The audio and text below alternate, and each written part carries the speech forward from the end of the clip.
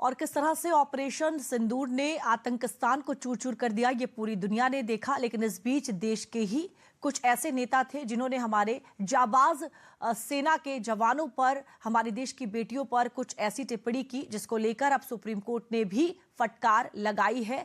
Colonel Sophia Qureshi पर टिप्पणी की थी बीजेपी के मंत्री विजय शाह ने, और अब इसको लेकर सुप्रीम कोर्ट ने उनको फटकार लगाई है और एसआईटी जो है इस पूरे मामले की जांच भी करेगा। क्या कुछ है पूरा मामला, देखिए इस रिपोर्ट में। कमान से निकला तीर और जुबान से निकले शब्द कभी वापस नहीं लिए जा सकते हैं। इसलिए कहते हैं कि बोलने से पहले उसका नफा नुकसान तोल लेना चाहिए। सियासत में सत्ता के सिंहासन पर बैठे व्यक्ति के लिए ये तो और भी ज्यादा जरूरी हो जाता है, क्योंकि एक नेता के कंधों पर लोकतंत्र की मर्यादा का भी बोझ होता है। मध्य प्रदेश सरकार के मंत्री विजय शाह भी मर्यादा के उसी दायरे का मान नहीं रख पाए और वो शब्द बोल बैठे जिसकी कोई माफी भी नहीं है। ऐसा देश की सुप्रीम कोर्ट कह रही है। ऑपरेशन सिंदूर के दौरान देश का मान बढ़ाने वाली और सेना की शौर्य गाथा का पूरा अपडेट दुनिया तक पहुंचाने वाली कर्नल सोफिया कुरैशी पर विवादित बयान देकर चौतरफा घिरे मध्य प्रदेश सरकार के मंत्री विजय शाह को सुप्रीम कोर्ट से तगड़ी फटकार पड़ी है। सुप्रीम कोर्ट ने सुनवाई के दौरान मंत्री विजय शाह को लगाई जमकर फटकार। सुनवाई के दौरान विजय शाह के वकील ने दलील दी कि उनकी क्लाइंट ने माफी मांग ली है, जिस पर सुप्रीम कोर्ट ने कहा कभी कभी माफी बचने के लिए मांगी जाती है, जो कभी कभी मगरमच्छ के आंसू जैसी होती है।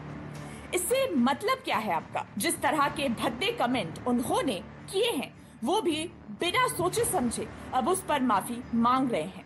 सुप्रीम कोर्ट ने कहा आप एक सार्वजनिक व्यक्ति हैं, एक अनुभवी राजनीतिज्ञ हैं, आपको बोलते समय अपने शब्दों पर विचार करना चाहिए।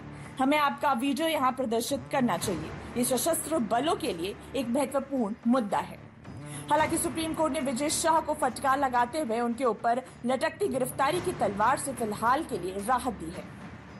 गिरफ्तारी के लेके ये कहा है कि अगर ये विजय शाह द्वारा अगर कोऑपरेट किया जाता है तो उनको अभी गिरफ्तार न किया जाए। 28 तारीख तक के लिए उनके लिए गिरफ्तारी पर रोक लगाई गई है। 28 तारीख की रिपोर्ट देखने के बाद सुप्रीम कोर्ट डिसाइड करना है, करेगा क्या करना है। सुप्रीम कोर्ट ने इस मामले में जांच के लिए एसआईटी भी गठित की है, यानी अब कुंवर शाह के खिलाफ एफआईआर की जांच अब एसआईटी करेगी। एसआईटी में 3 वरिष्ठ आईपीएस अधिकारी होंगे।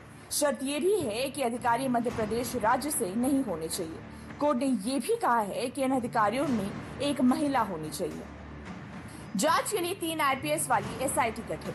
डीजीपी को एसआईटी गठित करने के आदेश। कल यानी मंगलवार सुबह 10 बजे तक एसआईटी गठित होगी। एसआईटी में एक महिला आईपीएस अधिकारी भी शामिल रहेंगी। एसआईटी का नेतृत्व आईजी रैंक के अधिकारी करेंगे। पहली स्टार्ट रिपोर्ट 28 मई को देनी होगी।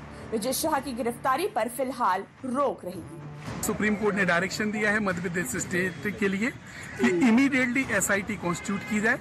उस एसआईटी में जो 3 आईपीएस लेवल के होंगे जो डायरेक्ट रिक्रूटी होंगे, उसमें से एक वुमेन आईपीएस होगी और आईजी लेवल का आईपीएस ही उसको हेड करेगा। ये बड़ी महत्वपूर्ण है। उस जैसे ही हियरिंग स्टार्ट हुई, जिस तरीके से सुप्रीम कोर्ट ने ऑब्जर्व किया कि विजय शाह के द्वारा जो कमेंट किया गया, जिस तरीके का स्टेटमेंट पब्लिक स्पीच दी गई, उससे पूरा देश शर्मिंदा है और खास तौर से जो सेना के ऊपर की गई है, जबकि सेना के पूरे देश को फक्र रहता है, सारे लोग प्राउड करते हैं, और इस तरीके का स्टेटमेंट आना बड़ा दुर्भाग्यजनक है। सुप्रीम कोर्ट ने ये भी कहा है कि वो जांच पर नजर नहीं रखना चाहता, लेकिन एसआईटी को जांच की रिपोर्ट जमा करनी होगी। इस मामले पर अगली सुनवाई 28 मई को होनी तय हुई है। कोर्ट ने शाह द्वारा सार्वजनिक रूप से मांगी गई माफी को तो अस्वीकार कर दिया है। अब देखना होगा कि कोर्ट अगली सुनवाई पर क्या रुख इख्तियार करता है।